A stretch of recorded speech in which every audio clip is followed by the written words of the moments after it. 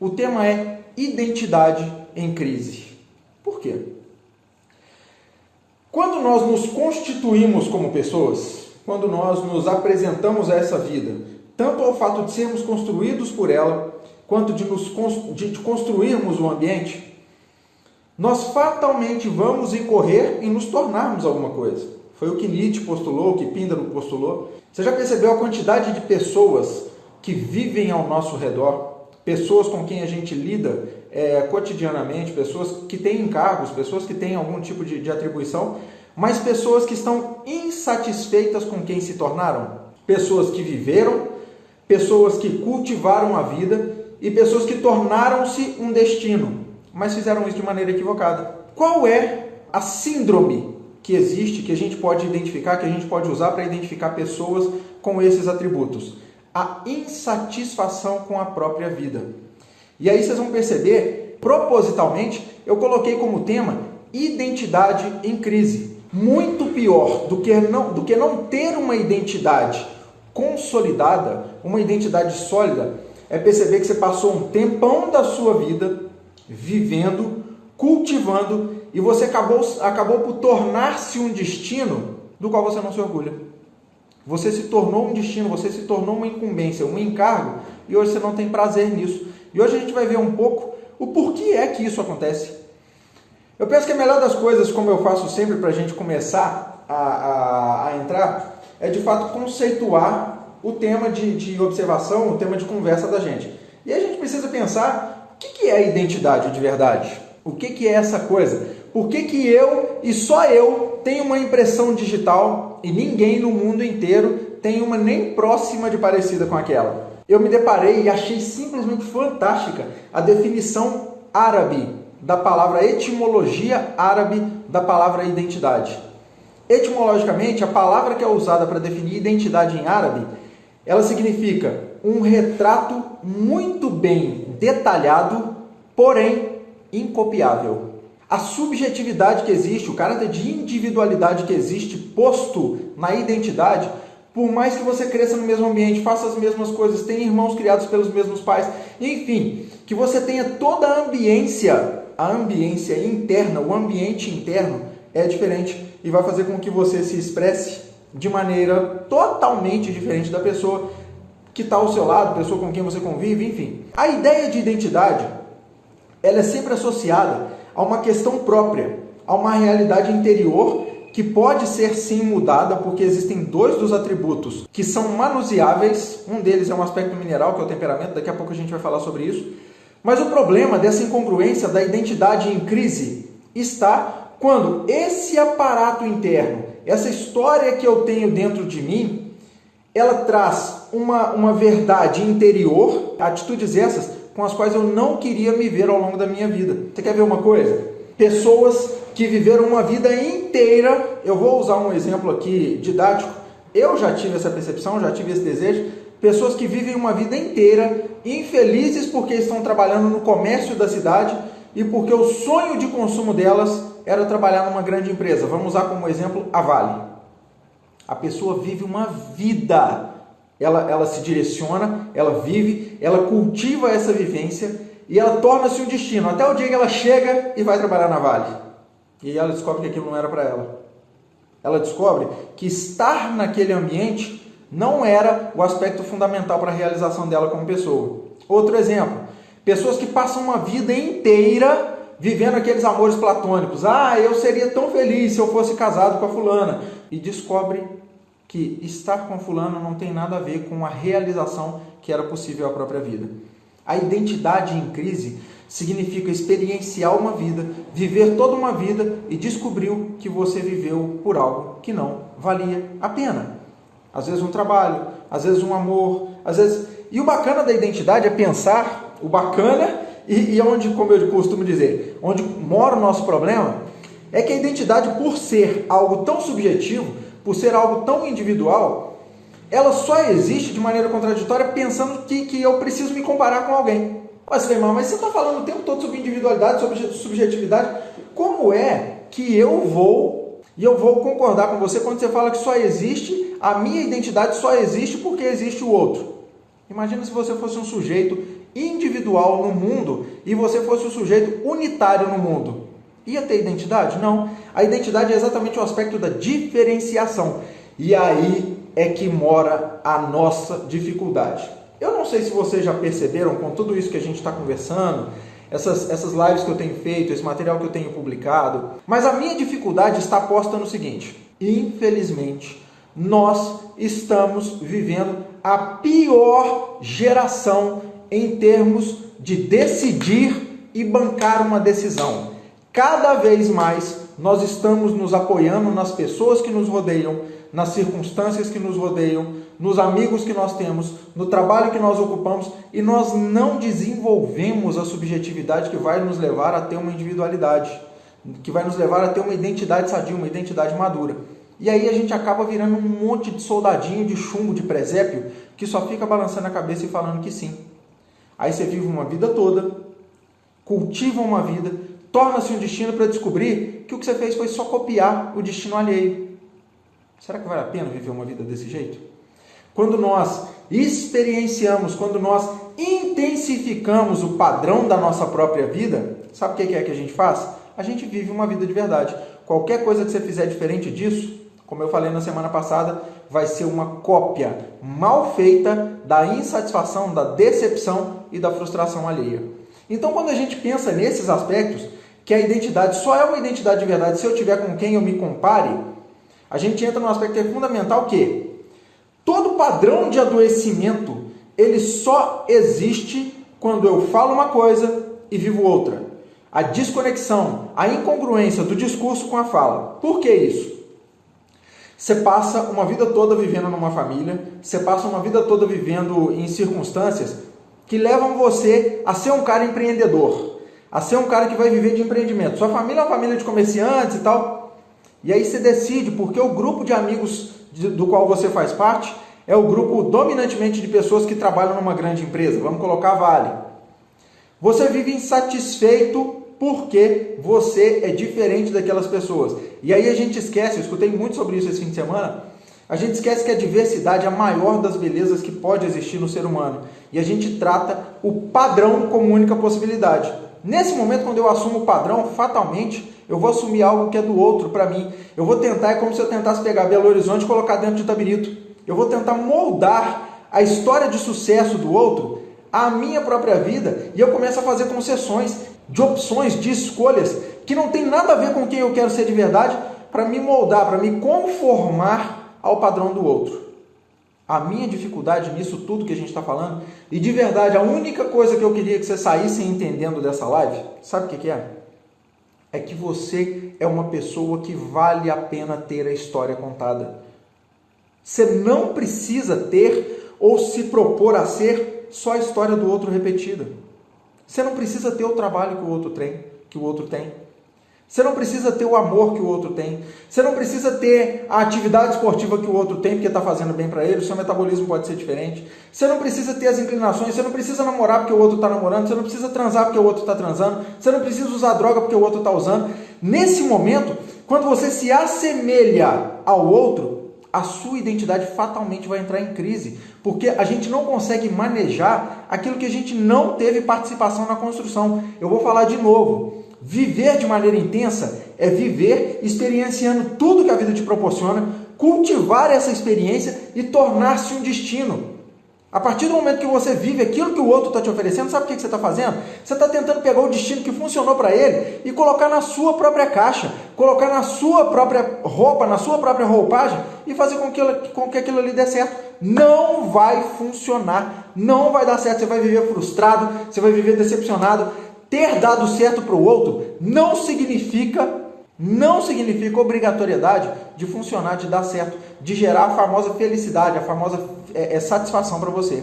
E aí a gente entra num problema gigante, que é como essa tal identidade é composta e aonde é que eu posso atuar. Existem 3 fatores, 3 instâncias da vida humana que rapidamente eu já falei com vocês aqui em algumas lives que a gente fez, sobre como não nos parecermos as pessoas que nos rodeiam voluntariamente, ou seja, como não ser uma cópia mal feita das pessoas que nos rodeiam. E esses 3 atributos são personalidade, caráter e temperamento.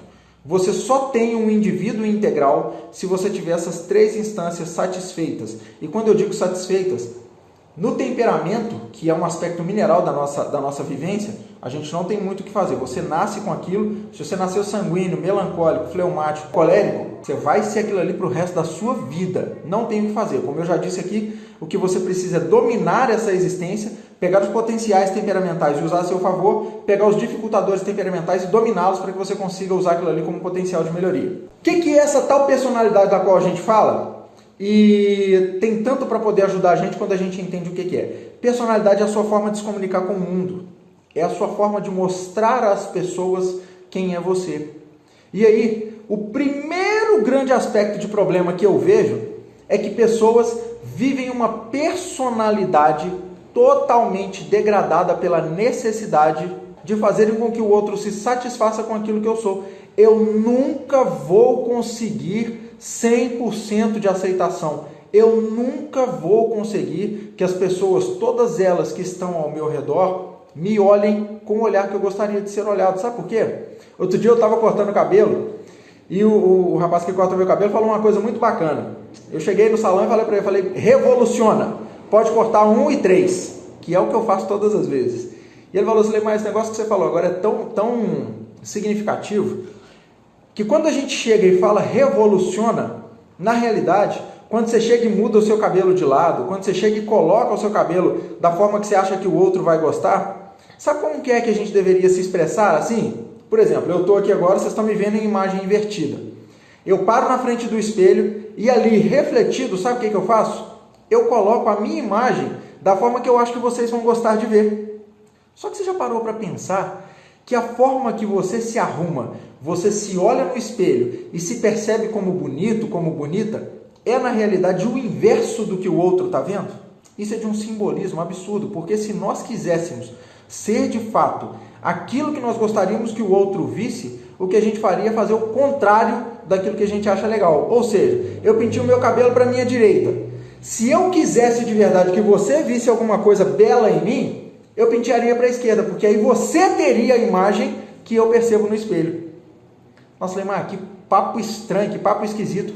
Exatamente. Sabe para quê? Para mostrar para você que por mais que a sua atitude te induza a ser alguma coisa que o outro goste de ver, você nunca vai conseguir, porque você não vai sair de casa com o cabelo penteado para o outro lado, só porque o outro te enxergaria da forma que você se viu no espelho. Já parou para pensar nisso? Não. Aí a gente apresenta para o outro uma personalidade totalmente degradada, totalmente arrebentada, cheia de concessões, cheia de coisas que a gente faz para ser aceito, e aí a gente parte disso. A personalidade ela é fundamentada, já que a personalidade é aquilo que eu uso para poder me comunicar com o mundo, o caráter é o fundamentador da personalidade. Por quê? Se a personalidade é a forma que eu me comunico com as pessoas, o caráter é a forma que eu me comunico comigo. Caráter é aquilo que eu sou quando ninguém está olhando. Caráter é aquilo que eu faço quando eu não tenho que dar satisfação para ninguém da minha vida. Caráter é aquele que eu sou trancado dentro do meu quarto quando ninguém me olha, só eu e os meus pensamentos, só eu e as minhas circunstâncias. Esse sou eu de verdade.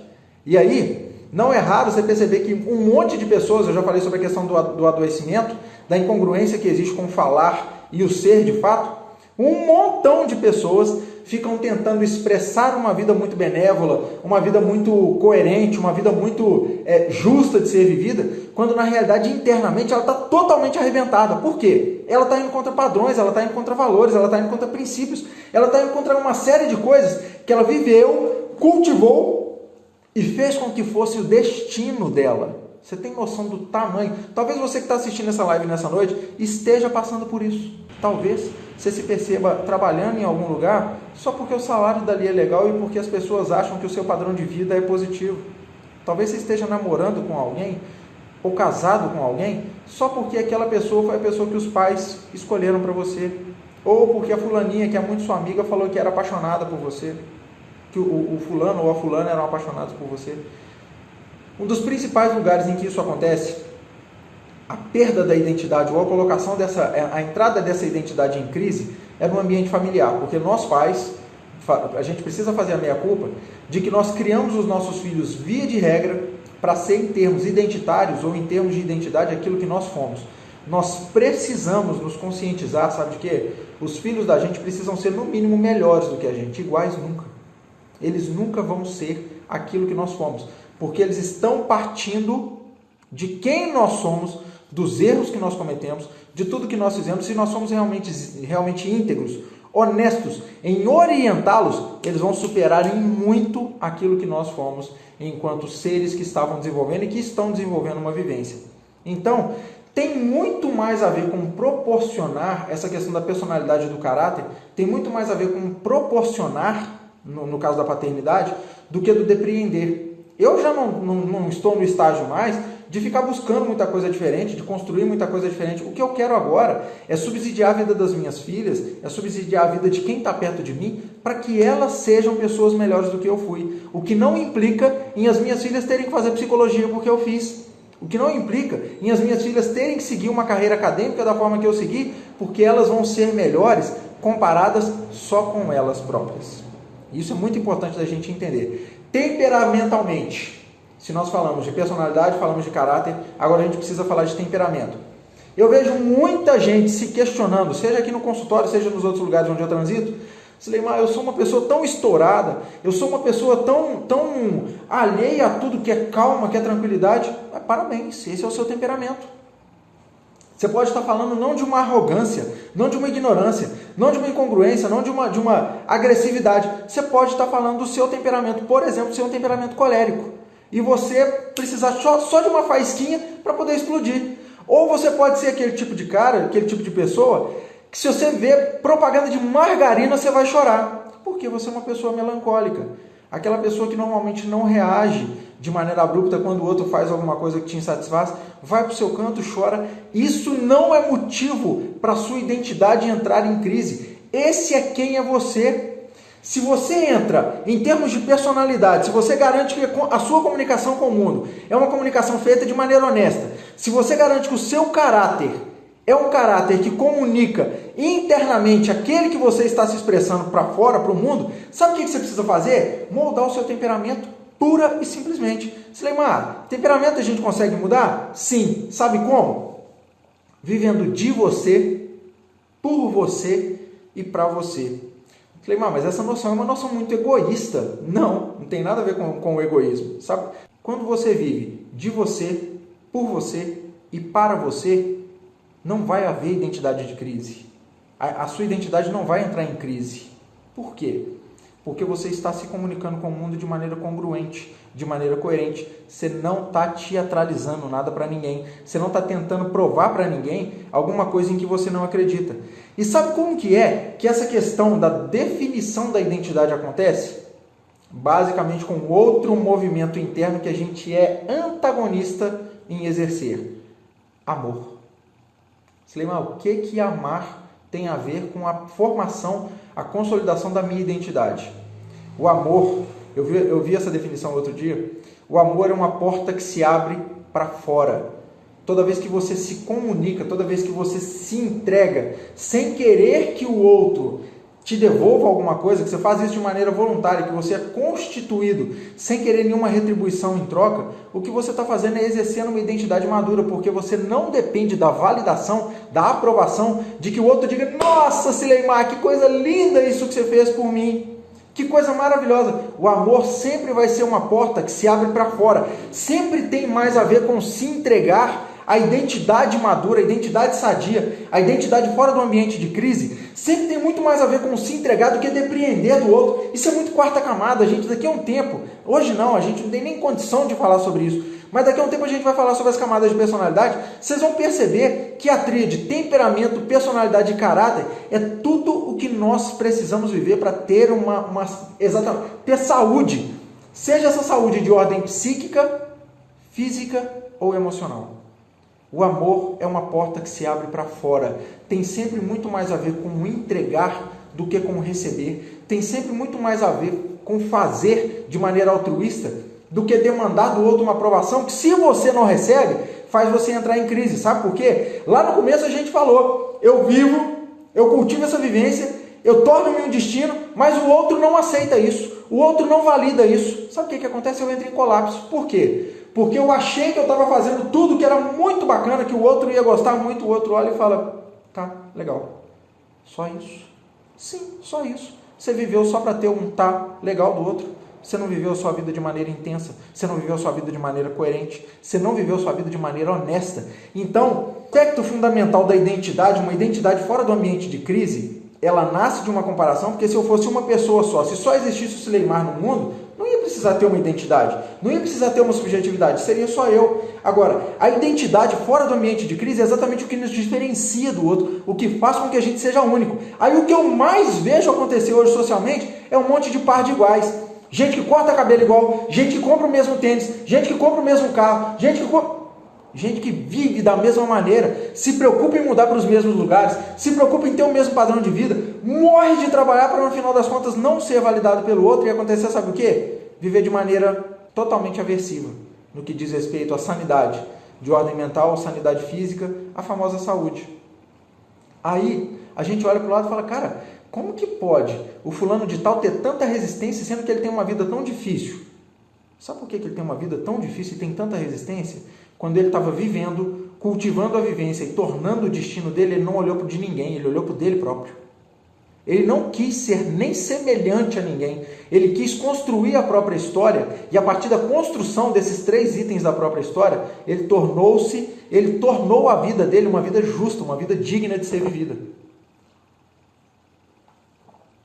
Por que o fulano trabalha e ganha R$900 por mês e aparentemente vive de maneira tão mais feliz do que a minha vida? Você ganha R$10.000 por mês, mas quer ter um padrão de vida parecido com o de quem ganha 30. O cara que ganha R$900 por mês, ele está feliz com o que ele está fazendo. Ele está feliz de conseguir levar um pacote de 5 quilos de arroz para casa dele. Ele não está preocupado com você, que vai ter que, ganhando R$10.000 por mês, vai ter que financiar um carro que a pessoa que você escolheu como paradigma consegue comprar à vista. Queridos, a identidade nasce da comparação, mas ela não se mantém, ela não reside nesse ambiente comparativo. Sabe por quê? O comparar-se de maneira exacerbada é viver um teatro. E o teatro, todos nós sabemos, os atos de um teatro duram só um tempo. Eles não conseguem se sustentar durante toda a vida. E aí, o que a gente precisa pensar? Se você olha para você hoje e quer mudar o aspecto da sua vida, não assuma aquela ideia de que, nossa, Sileimar, eu já estou com, 50 e tantos anos, não dá mais tempo de eu mudar de vida. Claro que dá. É perfeitamente possível. Sabe o que você precisa fazer? Começar a perceber a vivência, começar a perceber o exercício, o cultivo dessa vivência hoje, para que você consiga, de alguma forma, alterar o destino que você se fadou e construir uma história digna, justa de ser vivida de agora para frente na sua vida. Então, se você tem até agora convicções, se você tem afirmações, se você tem uma história que você construiu e tem medo de abrir mão, sabe o que é que você precisa fazer? Fecha a cara, trava a língua no dente e encara, porque todas as convicções que são construídas pautadas no outro, sabe o que elas vão fazer? Elas vão tornar você, como eu disse na última oportunidade, uma cópia mal feita do outro. Se tudo que você fez ao longo da sua vida foi copiar o outro, foi tentar fazer um compilado disso que o outro é, não te resta outra coisa a não ser viver a vida medíocre, a vida absurdamente insatisfatória que você tem vivido. Qual que é o antagonismo? Qual que é o contrário disso? Qual que é a forma de resolver? Eleja alguém que mereça a sua atenção. Eleja alguém que você olhe para a história de vida dessa pessoa e fala, porra, eu vejo fulano de tal e percebo, tem uma pessoa nisso que é referência para mim. E até para honrá-lo de alguma forma, eu vou falar sobre ele aqui, o cara que influenciou a minha vida e que durante até algum tempo eu tentei ser igual a ele, só que eu não consegui porque ele é muito melhor do que eu. É um cara que é meu amigo, o nome dele é Felipe Aredes. Pensa num cara que se eu não tivesse conhecido na minha vida, eu sei lá o que eu tinha vivido. Não sei nem se eu estava aqui hoje. Aliás, Felipe, obrigado por quem você é na minha vida. Você é hoje disparado, você sabe disso. Um dos melhores amigos que eu tenho, o melhor amigo que eu tenho. Obrigado por quem você foi e por quem você é na minha vida. Obrigado por tudo que você representa. Ter uma pessoa para quem você possa dizer isso, sem querer ser igual a ela, é tudo que de mais positivo você pode fazer. E não é porque eu estou dando exemplo. Eu conheço N pessoas que fazem isso, que declaram a admiração por alguém e que por isso conseguem viver fora do ambiente de crise na sua própria identidade. Eu conheço inúmeras pessoas que olham o exemplo de pessoas que vieram antes e que fala, cara, eu queria ser igual a esse fulano, e que não ficam só nesse estigma do eu queria ser, eu queria fazer, eu queria poder. Sabe o que isso significa? Significa dizer que se eu tenho uma meta, se eu tenho uma referência, eu vou perseguir aquilo até que eu esteja minimamente no nível daquela pessoa. E eu não estou falando de trazê-la para o meu nível de mediocridade. Eu estou falando de olhar para ela como alguém que se apresenta como uma musa todos os dias, para quem eu posso olhar e falar, cara, esse é o melhor cenário, esse é o melhor ambiente, eu não tenho como viver se não for dessa forma. Nós só vivemos, a gente só tem a quantidade de gente vivendo com a identidade em crise socialmente, porque nós estamos mais preocupados em viver a vida do outro, viver igual ao outro, viver de maneira semelhante ao que o outro vive, sem ter nenhum dos aparatos, sem ter nenhum histórico do que o outro tem, e mesmo que nós tivéssemos, seria impossível. Sabe o que acontece? A gente só vê acontecendo socialmente essa quantidade de coisa que a gente vê, porque a gente está se propondo a ser um monte de ciborgue, vivendo uma pré-programação e abrindo mão de ser autor da própria história.